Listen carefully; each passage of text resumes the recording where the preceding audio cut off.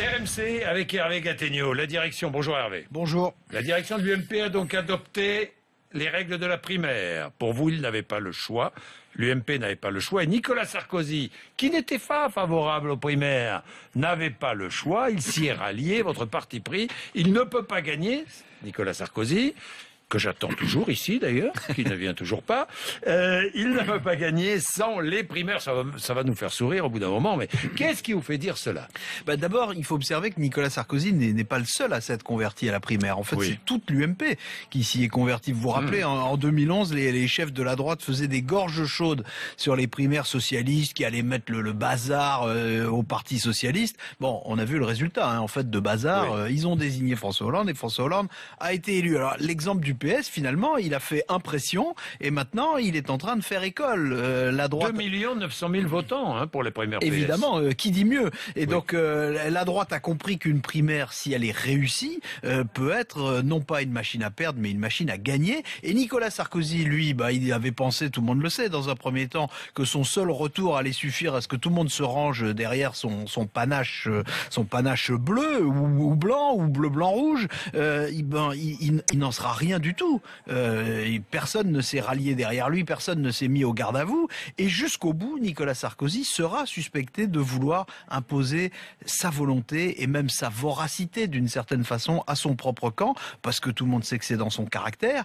Donc s'il veut dissiper ce soupçon sans dilapider ses chances, Nicolas Sarkozy, il devait absolument en passer par une primaire et maintenant il doit la gagner. Pense-t-il que ce système peut l'avantager ? Nicolas Sarkozy, c'est tout sauf un indécis. Quand il était contre, il voulait absolument empêcher la primaire, et depuis qu'il est pour, maintenant il veut l'accélérer. Presque, il voudrait pratiquement que ça se fasse tout de suite. Alors, il y a plusieurs avantages pour lui. Le premier, c'est d'en finir avec les sous-entendus de ses rivaux, et en particulier Alain Juppé et François Fillon, qui ont toujours du mal à croire que Nicolas Sarkozy puisse accepter une compétition loyale. On se demande bien pourquoi.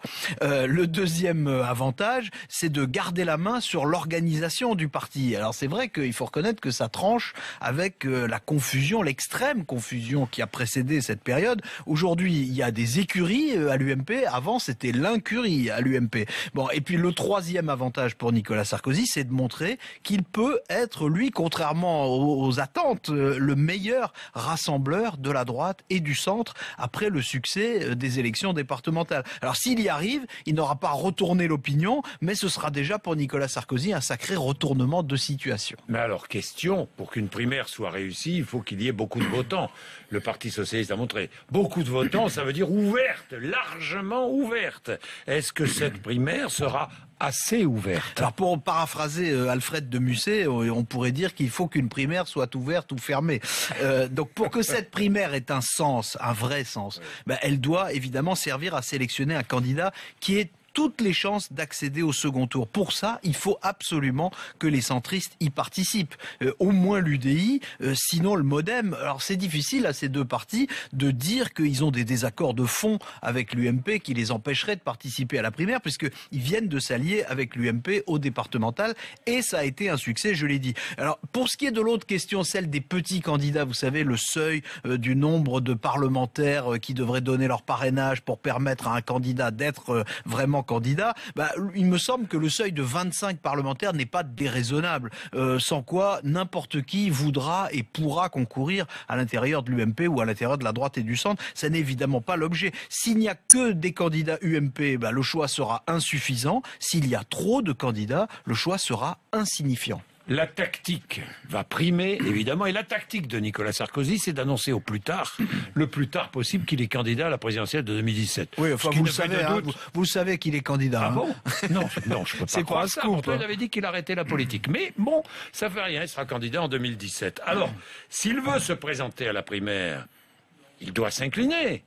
Et quitter la présidence du parti ou pas? Oui, que ça lui plaise ou non, Nicolas Sarkozy doit convaincre plus que les autres que rien ne va fausser cette primaire. Alors, se soumettre à cette exigence, ça veut dire se démettre de sa présidence dès qu'il entrera en campagne, à la seconde où il entrera en campagne. S'il est favori à ce moment-là, la question en réalité n'aura pas de sens. S'il n'est pas favori à ce moment-là, il devra d'autant plus se déporter de sa présidence qu'il faudra absolument éviter toute ambiguïté sur l'organisation du vote. Ce qui est sûr, c'est que si dans 1 an et demi, Nicolas Sarkozy a encore du mal à quitter les commandes du parti, c'est qu'il sera mal parti.